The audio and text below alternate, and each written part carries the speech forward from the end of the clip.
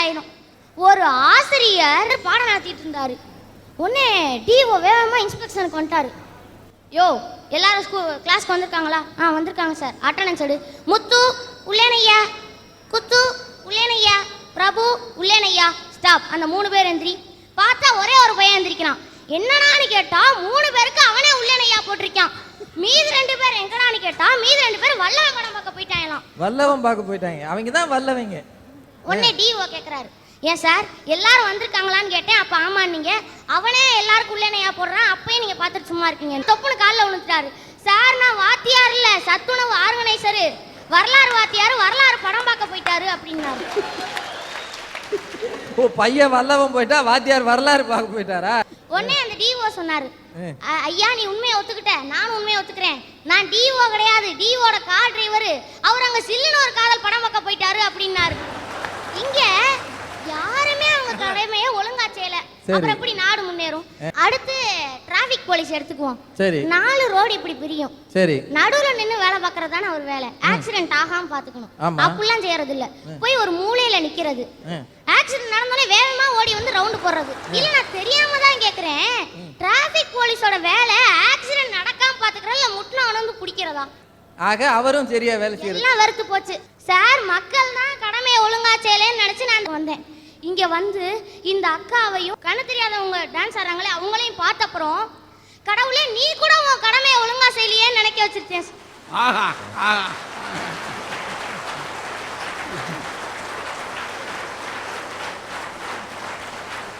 இவ்வளவு நேரம் விளையாட்டா பேசின தம்பி, கடவுளே இந்த மாதிரி படைப்புகளை எல்லாம் கொடுத்து சுனாமியால் அழிவுகளையும் கொடுத்து நீயே உன் வேலையை ஒழுங்கா செய்யலையே, நாங்க எப்படி செய்ய போறோம்னு பெரிய தத்துவம் பேசிட்ட.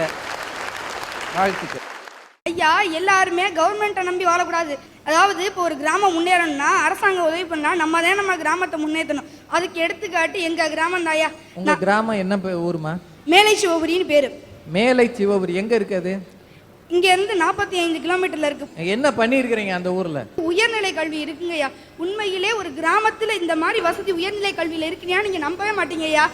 நாங்க வந்து எங்க ஸ்கூல்ல இது வரைக்கும் 7000 மரக்கன்று நட்டு வச்சிருக்கோம் எங்க கிராமத்து மக்களுக்காக. இந்த பள்ளியிலிருந்து மேலை சிவபுரி என்கிற ஊர்ல இருந்து இந்த பள்ளி சார்பாக 7000 மரக்கன்றுகள் நட்டிருக்கிறாங்க.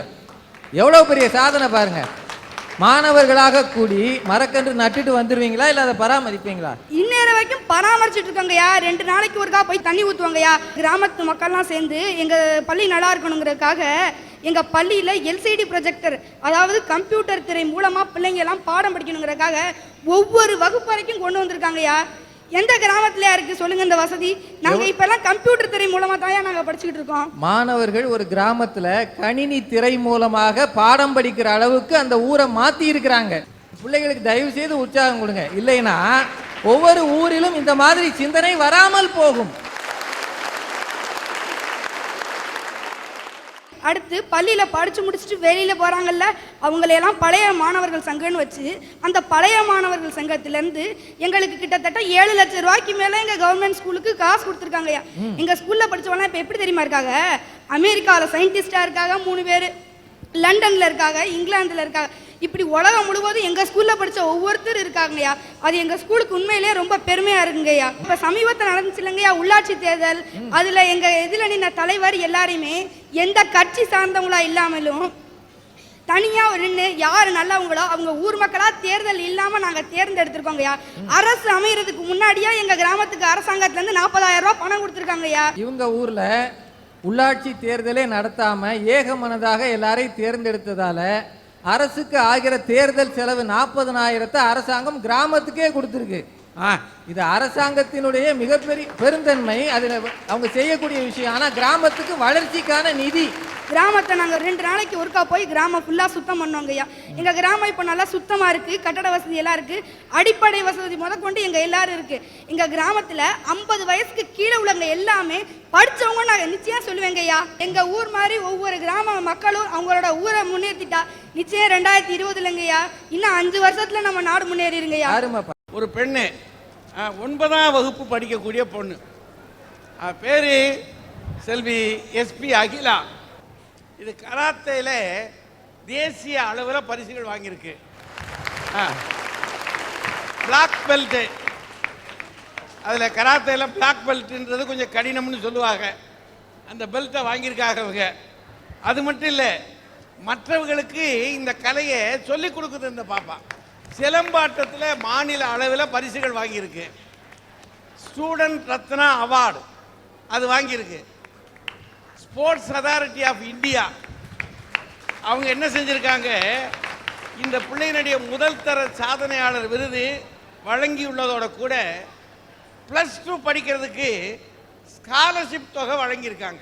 அப்படின்னா இந்த பெண்ணு ஒரு வளரும் அருமையான இளங்கலைஞர். விளையாட்டுத்துறையில் தேசிய அளவில் மிகச்சிறந்த சாதனைகள் படைத்த இந்த பெண்ணை பாராட்டி சன் டிவியின் அரட்டை அரங்கம் இவரது கல்விக்காகவும் இவரது முன்னேற்றத்திற்காகவும் ஒரு தொகையை இவருக்கு வழங்கி இவரை கௌரவிக்கிறது. மங்கையராய் பிறப்பதற்கு நல்ல மாதவம் செய்திட வேண்டுமான்னு ஏன் சொல்றாங்க தெரியுமா? பிறக்கிறது பொண்ணுன்னு தெரிஞ்சா அத கருவிலேயே அழிச்சிடுறாங்க. அதுலயும் தப்பிச்சு பிறக்குது பாத்தீங்களா அந்த பொண்ணு. அதுக்குத்தான் மங்கையராய் பிறப்பதற்கு நல்ல மாதவம் செய்திட வேண்டுமான்னு சொல்றாங்க. இதுக்கு இப்படி ஒரு அர்த்தம் இருக்குன்னு உங்க மூலம் தான் தெரிஞ்சுக்கிட்டான். சரி, இப்ப சாதாரணமா ரோட்ல பாத்தீங்கன்னு வச்சுக்கோங்களேன், நம்ம பசங்க இந்த பாலங்கட்ட இருக்குல்ல அதுல உட்காந்துட்டு போற வர பெண்களுக்கு மதி போடுவாங்க.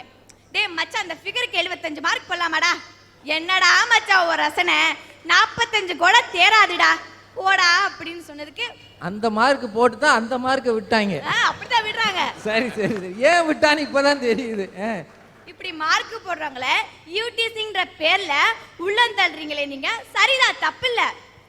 இதுவே உலக நாட்டில் இருக்கிற பெண்களை எல்லாம் கூப்பிட்டு குறுக்கு மறுக்குமா நடக்க விட்டு உலக அழகில தேர்ந்தெடுக்கிறன்ற பேர்ல 4-5 பெருசு உட்காந்துட்டு தேர்ந்தெடுக்குதுல, அது எங்க போச்சு உங்க யூடிசிங் சட்டம்? அதை புடிச்சு உள்ள போடுறதானே? அப்ப நாங்க ஒரு காட்சி பொருளாவா இருக்கோம்?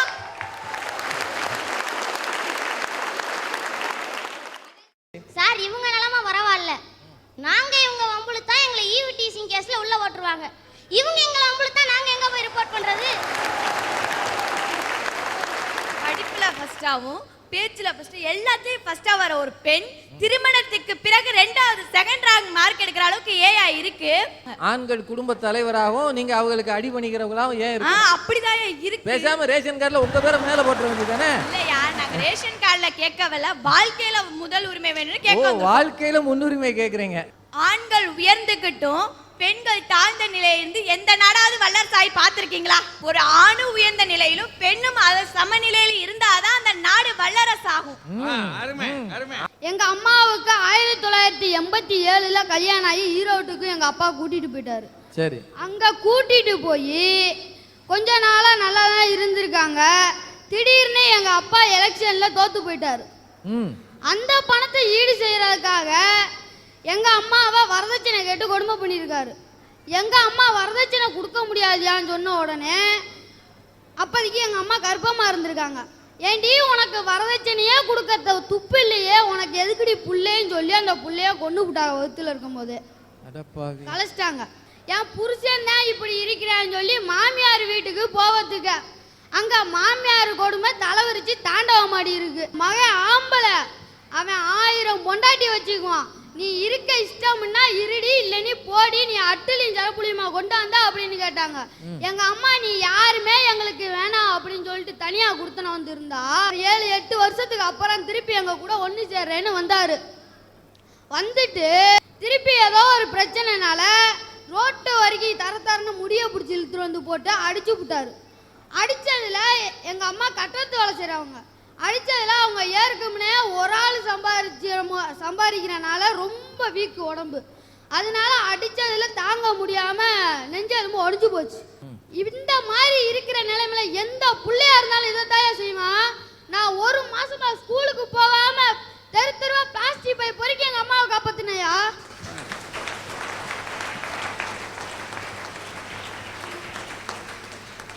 மோசமான ஒரு தகப்பன் ஒரு வீட்டில் இருந்தா சின்ன பிள்ளைகள் கட்டாயமாக குழந்தை தொழிலாளராக மாறித்தான் ஆக வேண்டும்னு இந்த பிள்ளையினுடைய வாழ்க்கை பாருங்க. எல்லா அப்பா மாதிரி எங்க அப்பா எங்க கூட இருந்திருந்தாருன்னா நாங்கெல்லாம் சந்தோஷமா இருந்திருந்தோம்னா எங்க அண்ணன் இந்த வருஷம் படிப்பை நிப்பாட்டிட்டு வேலைக்கு போயிட்டு இருக்காயா, டாக்டர் பியூன் வேலைக்கு. எங்க அண்ணன் படிச்சிருப்பால. நீங்க கேட்கலாம், உங்க அண்ணன் படிக்கிறதுக்கும் நாடு முன்னேறதுக்கும் என்னடா சம்பந்தம்னு கேட்கலாம். ஐயா, எங்க அண்ணன் படிச்சிருந்தானா நான் இந்த வருஷம் 10வது முடிக்க போறேன், முடிச்சிட்டு நிக்க போற நிலைமையில இருக்கேன். நான் படிச்சேனா இந்தியாவை முன்னேறதுக்கு ஏதாச்சும் ஒரு வலையில உறுதுணையா இருந்திருப்பல்லையா. அப்ப கண்டிப்பா அதுல என்ன அடங்குதுன்னு பாருங்க. பெண் சிசு கொலை, ஒரு பெண்ணுக்கு கொடுமை, தொழிலாளர் நிலை, இதெல்லாம் ஒளிஞ்சாதான் 2010 கண்டிப்பா இந்தியா வல்லரசு ஆகுறாங்க. அருமையா பிள்ளையினுடைய வாழ்க்கையை பாருங்க. வரதட்சணையால் மனைவியை கொடுமைப்படுத்தி துன்பப்படுத்திய ஒரு தகப்பனால் ஒரு பையன் ஏற்கனவே படிப்பை விட்டுட்டான், இவனும் படிப்பை விடுகிற நிலையில் இருக்கிறான். இப்படி படிக்க வேண்டிய இளைஞர்கள் எல்லாம் படிக்காமல் போனால் வல்லரசாவது எப்படி அப்படின்ற ஒரு கேள்வி நம் முன்னால் நிற்கிறது. இந்த பிள்ளைகள் ஒவ்வொருவரையும் பார்க்கிற பொழுது எதிர்காலம் மிக பிரகாசமாக இருக்கிறது அப்படின்றது மட்டும் நல்லா தெரியுது. நாங்கள் நினைக்காத முறையில் நீங்கள் நினைச்சிருக்கீங்க. அதனால் உங்களால் அந்த அதிரடி மாற்றங்களை எதிர்காலத்தில் செய்ய முடியும். நான் இப்போ சில ஆட்களை இங்கே கூப்பிட போகிறேன். கருப்பாயின்னு ஒரு பெண்ணு. வாங்க வாடா. என்னடா ஐயா, நாங்கள் அநாத குழந்தைகள் என்று சொல்வதை விட அரசு குழந்தைகள் என்று சொல்வதை நான் பெருமிதம் கொள்கிறேன். என்னுடைய வாழ்க்கையில் நடந்த ஒரு சம்பவத்தை சொல்கிறேன். 11 வருஷத்துக்கு முன்னாடி வயலோகம் என்ற பக்கத்து கிராமத்தில் அகரப்பட்டியில் சாதி கலவரத்தினால் எங்கள் அம்மா வேலைக்கு போன இடத்துல கொண்டுட்டாங்க. எங்கள் அப்பா அதே நினச்சி மைண்டு சேஞ்ச் ஆகி எங்கள் அப்பா தூக்கு போட்டு இறந்துட்டாங்க. ஆனால் நாங்கள் 4 பேர், எனக்கு 7 வயசு இருக்கும், எங்கள் அக்காவுக்கு 12 வயசு, என் தம்பிக்கு ஒரு 5 வயசு, என் தங்கச்சிக்கு 1 வயசு கூட ஆகலை. எங்கள் அம்மா இறந்து எங்கள் அப்பா இறந்துட்டாங்க. 4 பேரும் அனாதை நின்று சார். அப்போக்கி எங்கள் ஒரு ஹாஸ்டலில் எங்களை கொண்டே சேர்த்து விட்டாங்க. ஐயா, உங்களை யாரையா படிக்க வச்சது? என் தகப்பனார் தான். ஆனால் என்ன யார் படிக்க வைக்கிறான்னு உங்களுக்குலாம் தெரியுமா? என் தம்பி 9th பாதியோட முடிச்சுட்டு அவன் என்னை படிக்க வைக்கிறாயா, என்ன என் செய்யும்? அவன்கிட்ட நான் கேட்டேன், நான் தானே அக்கா, நான் உன்னையும் தங்கச்சியும் படிக்க வைக்கிறேன், நீ படிக்க போன தம்பின்னு சொன்னதுக்கு அவன் என்ன வார்த்தை தெரியுமா சொன்னா? நான் படித்தா எனக்கு மட்டும்தாக்கா பெருமை, ஆனால் நீ படிச்சானா அந்த குடும்பத்துக்கு அந்த சமூகத்துக்கே பெருமை அப்படின்னு சார். எங்களுக்கு ஹாஸ்டல் இருக்கிற வரையும் தான் சார் அது சொந்த வீடு எல்லாமே. எனக்கு அதை விட்டால் வேறு வழியே இல்லை. ஹாஸ்டல் பேர் என்னப்பா? சமூக நலத்துறையின் கீழ் சத்யா அம்மையார் நினைவு ஆதரவற்ற குழந்தைகள் படிச்சுக்கிட்டு வர்றேன். 11 வருஷமாக அந்த ஹாஸ்டலில் தான் நான் படிச்சுக்கிட்டு இருக்கேன். சாதி கொடுமையை ஒழிச்சாதான் நம்ம 2020 நம்ம இந்தியா வல்லரசு ஆகும். பெண்களாக பிறந்தது சாக பொருட்களையா, சாதிக்க தான் பிறந்திருக்கோம்.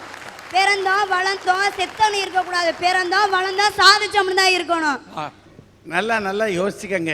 இந்த நாட்டில் தமிழ் மக்கள் தான் இருக்கணும், தமிழர்களாகத்தான் இருக்கணும். ஆனால் என்ன நடந்து போச்சு, ஜாதியத்தை நாம் பந்தயம் போட்டு வச்சுக்கிட்டோம், பதியம் போட்டு வச்சுக்கிட்டோம். அதனால் இந்த ஊருக்குள்ளே ஜாதி தேவையா? லட்சுமின்னு ஒரு குழந்தை, உன் கதையை சொல்லுடா. 4 வயசு இருக்கு எனக்கு. எங்கள் அப்பாவுக்கு சோறு கொடுக்க போனேன். அப்போதைக்கு எங்கள் அப்பாவுக்கு சோறு கொடுத்துட்டு நான் திரும்ப வரையில் குறுக்கு பாதையில் போயிட்டு இருந்தேன். ஒரு 4 பேர் என்னை அம்மாட்ட கூட்டி போகிறேன்னு சொல்லி என்னை கூட்டி போயிட்டாங்க, அதாவது கடத்திட்டு போயிட்டாங்க. அவங்க கூட்டி போய் ஒரு இடத்துல வச்சுருந்தாங்க, ஒரு ரூமில் அடைச்சி போட்டிருந்தாங்க. சாப்பிட்றதுக்கு சாப்பாடு கொடுத்தாங்க. கொஞ்ச நேரம் தூங்கி எழுந்திரிச்சு பார்த்தேன், அவங்க பேசிக்கிட்டு இருந்தாங்க. டே, இந்த பிள்ளைய கண்ணு நோண்டி பிச்சை எடுக்க வைக்கலாம்டா, கை காலெல்லாம் உடைச்சி பிச்சை எடுக்க வைக்கலாம்டா, நமக்கு நிறையா வசூலாகும், கண்ணை விற்றா நமக்கு நல்லா வசதியாக நிறையா வாழலாம் அப்படின்னு சொல்லிட்டு இருந்தாங்க. அதை கேட்டு நான் பயந்து அவங்கள்ட்ட தப்பிச்சு வந்துட்டேன். ஒருத்தவங்க வழியில் வந்திருக்காங்க, நீ யாருன்னு கேட்டாங்க. அவங்க அப்புறம் ஒவ்வொரு ஊராக கூட்டி போய் இது உங்கள் ஊரா இது உங்கள் ஊரான்னு காமிச்சாங்க. நான் இது இல்லை அப்படின்னு சொல்லிட்டு இருந்தேன். ஒரு ஊர் வந்துச்சு, விராலிமலை. அதான் விராலிமலை. அந்த ஊரில் ஸ்கூல் இருந்துச்சியா, அது எங்கள் ஊரில் மட்டும்தான் ஸ்கூல் இருக்குன்னு நினச்சிட்டு ஸ்கூல் இருக்க ஊரை எங்கள் ஊர் சொல்லிட்டு. உனக்கு 4 வயசு. சரி. அவங்க ஹெட்மாஸ்டர்கிட்ட விட்டாங்க. ஹெட்மாஸ்டர் விட்டுட்டு அவங்க போயிட்டாங்க. சரி. ஹெட்மாஸ்டர் நீ யாருன்னு கேட்டாங்க. அப்புறம் நான் நடந்ததை நான் சொன்னேன். அப்புறம் எங்கள் ஆசிரமத்தில் போய் விட்டாங்க. இந்த ஆசிரமம்? வெள்ளையம்மா வள்ளலார் ஆசிரமம். வள்ளலார் ஆசிரமா? சரி. அங்கே தான் நான் 10 வருஷமா வளர்ந்துட்டு வரேன். எங்கள் அம்மா பேர் வந்து மேரியா. உங்கள் அம்மா பேர் மேரி. சரி. எங்கள் அப்பா பேர் சுப்பிரமணியன். சுப்பிரமணியன். எங்கள் அண்ணன் பேர் வந்து பாஸ்கர். பாஸ்கர். எங்கள் அக்கா பேர் வந்து ஜான்சி ராணி. உலகமெங்கும் இந்த நிகழ்ச்சியை பார்த்து கொண்டிருக்கின்ற சன் டிவி நேயர்கள், இந்த பெண்ணை இப்ப பார்க்கிற நேயர்கள், எங்காவது இவர்களுடைய பெற்றோர்கள் இருப்பார்கள் நிச்சயமா. அவர்களுக்கு இந்த செய்தியை நீங்கள் கொண்டு போவீர்கள் என்று சொன்னால் இந்த குழந்தைக்கு நீங்கள் மிகப்பெரிய உதவியை செய்திருக்கிறீர்கள். அடுத்தது சங்கீதா. அனைவருக்கும் என்னுடைய வணக்கம். எங்கள் அப்பாவுக்கு வந்து எய்ட்ஸ் நோய் இருந்துச்சு. அதனால எங்கள் அப்பா வந்து இறந்துட்டாங்க. எந்த ஊர்? நான் வந்து லால்குடி திருமங்கலத்தில் இருக்கேன். லால்குடி கிராமம் தான். சரி. அவர் செஞ்ச அந்த அறியாமையால ஒரு பாவமரியாதை எங்கள் அம்மாவும் இறந்துட்டாங்க. ஓ, அவங்களுக்கு எய்ட்ஸ் வந்துருச்சு. சரி. அப்போ அவங்க 2 பேரும் இறக்குறப்ப எனக்கு வயசு 10, என் தம்பிக்கு வயசு 5. இப்போ நான் வந்து ஒரு ஹாஸ்டலில் தங்கி படிக்கிறேன். என் தம்பியும் ஒரு அநாத ஆசிரமத்தில் சேர்த்து விட்ருக்காங்க. அவனை பார்த்தே 4 வருஷம் ஆச்சு. கடவுள் வந்து எனக்கு உள்ளத்தில் தான் நோயை கொடுத்தாரு, ஆனால் எனக்கு உடல்லையும் ஒரு நோயை கொடுத்துருக்காரு. எனக்கு வந்து மூளையில் வந்து கட்டி இருக்குது. ஓ ஓ. அதனால என்னால் படிக்க முடியல. ஓ, பாருங்களேன், இது 3வது கிராமம். கிராமத்தில் இருக்கக்கூடிய இளைஞன் திருமணம் பண்ணிக்கிட்ட பிற்பாடு எங்கேயோ போய் எய்ட்ஸை வாங்கிட்டு வந்திருக்கிறான். அவன் வாங்கி கொண்டு வந்து ஏதுமறியாத மனைவிக்கு அதை விளைவிச்சிட்டான். அதில் விளைந்த பிள்ளை விளைவு என்ன? அந்த தகப்பன் செய்த தவற்றுக்காக இந்த பிள்ளை தன்னுடைய மூளையில் கட்டியை சுமந்துக்கிட்டு இருக்கான். இப்போ இதே சுகப்படுத்தணும், இதற்கு அறுவை சிகிச்சை செய்ய வேண்டும் என்றால் எவ்வளவு பணம் ஆகும்? பரீட்சை எழுத முடியலை, மயக்கம் வருது, ஃபிட்ஸ் வந்துடுது இல்லையா? ஃபிட்ஸ் வந்துடுது. அப்படின்னா ஒரு பெண் குழந்தை என்னை பாடுபடும்ன்றதை யோசிச்சு பாருங்க. எங்கே போகணும், அதை எப்படி செய்ய வேண்டும் என்பதற்கு 2 உதாரணம் நாம் இங்கே மேடையில் கேட்டோம். 2 காண்டி. ஒரு பக்கம் மேலை சிவபுரி. இந்த பாப்பா பேசி பார்த்தீங்களா? நான் அதை ரொம்ப கவனமாக கேட்டுட்டு வந்தேன். இந்த மேலை சிவபுரியிலே அந்த ஊர்க்காரர்களே சேர்ந்து 7000 மரம். யோசிச்சு பாருங்க. இந்த பிள்ளைகள் 2 நாளைக்கு ஒரு முறை அதற்கு நீர் விடுவது மட்டுமல்ல, தூசு துப்பட்டைகள் இருந்தால் அப்புறப்படுத்துவது, வீதியை செதுக்குவது, செப்பனிடுவது என்று ஊர் சுகாதாரத்தை நமக்கு நாமே, நம் ஊருக்குள் நாமே செய்து முடித்து விட வேண்டும் என்று திட்டமிட்டு இந்த ஊர்க்காரர்கள் செய்திருக்கிறார்கள் என்று சொன்னால், கிராமத்துக்குள்ளே செயல்படுகிற மக்கள் இருக்கிறார்கள். இப்படியும் இருக்கு, இப்படியும் இருக்கு. அது ஒரு உதாரணமாச்சா? அந்த பக்கத்தில் அந்த பையன் உட்கார்ப்பா. அதான் நீங்க என்ன செஞ்சீங்க? அரசினர் மாணவர் விடுதி கட்டி கொடுத்தோம், தார்ச்சாலைகள் போட்டு கொடுத்தோம். ஊருக்கு அவங்களே சாலை போட்டுக்கிட்டாங்களாம். ஆச்சுங்களா? இன்னொரு பையன் ராஜேஷ்குமார். வாங்க வாங்கய்யா, வாங்க. என் பேர் ராஜேஷ்குமார், 8th ஸ்டாண்டர்ட் படிக்கிறேன். கந்தான பிரச்சாரத்தில் ஈடுபட்டு இது வரைக்கும் 500 பேர்லேருந்து கந்தான உறுதிமொழி படிவம் வாங்கியிருக்கேன். ஃபஸ்ட்டு கம்பன் கழக விழாவில் பண்ணோம். அங்கே வந்து பார்த்தவங்களாம் விசிட்டிங் கார்டு வாங்கிட்டு போயிட்டு அவங்களாம் வந்து எங்களை ப்ரோக்ராமுக்கு கூப்பிட்டாங்க. நாங்கள் போயிட்டு கந்தான பிரச்சாரம் பண்ணோம். எங்களுக்கு வந்து நிறையா பேர் வந்து கந்தான ஒப்புதல் படிவம் அங்கேயும் கொடுத்தாங்க. சரி, அதாவது 8ஆம் வகுப்பு படிக்கக்கூடிய இந்த பிள்ளை, இவருடைய வயதில் 500 கண்டானங்கள் அது பெறுவதற்கான எல்லார்ட்டையும் ஒப்பந்தம் வாங்கிக்கிட்டார் இல்லையா? கையெழுத்து வாங்கியிருக்கார். இதை மட்டும் இல்லை, கண்டானத்தின் அவசியத்தை பற்றி அங்கங்கே போய் பிரச்சாரம் பண்ணுறார். இவர்கள் வயதில் நாளை போய் செய்ய போகிறது இருக்கட்டும், இன்றைக்கே நீங்கள் செய்வதற்கு உங்களுக்கு வேலைகள் இருக்கின்றன. அந்த வேலையை என்ன செய்கிறது? இவர் மாதிரி கண்டானம் பெறுவதற்கான வாய்ப்புகளை தேடிப்போவது ஒரு புறம், இன்னொரு புறம் உங்கள் ஊர் ஓய்வு பெற்ற பெரியவர்களை சந்தியுங்கள். 1. 2, உங்க ஊர்ல படிக்கிற பிள்ளைகள் ஆணும் பெண்ணும் ஒன்று சேருங்க. உங்கள் கிராமத்தை நீங்கள் நேசிப்பது உண்மை என்றால் இந்த நாட்டை வல்லரசாக ஆக்கப் போவது உண்மை என்றால் நீங்கள் செய்ய வேண்டிய வேலையை நாளை சாதிப்பதை காட்டிலும் இப்பொழுது நீங்கள் எல்லாரும் ஒன்று சேருங்கள். எல்லாரும் ஒன்றாக நிமிர்ந்து நின்று இந்த மண்ணை 2020க்குள் வளம் பெற்ற நாடாக, வல்லரசாக, எல்லா உலகங்களிலும் இருக்கக்கூடிய நாடாக நிமிரச் செய்வதற்கு நாம் செய்ய வேண்டிய வேலையை இப்போது கிராமங்களுக்குள்ளே நுழைவோம், கிராமங்களை சீர்திருத்துவோம், ஊருக்குள்ளே இருக்கிற ஜாதி அவலங்களை போக்குவோம், ஊருக்குள்ளே இருக்கின்ற ஒற்றுமையின்மையை போக்குவோம். நாம் எல்லாரும் ஒரு தாயின் பிள்ளைகள் என்பதை நிலைநிறுத்துவோம் என்று கூறி சன் டிவியின் அரட்டை அரங்கம் நிறைவு செய்கிறது. வாழ்த்துக்கள், நன்றிகள், வணக்கம்.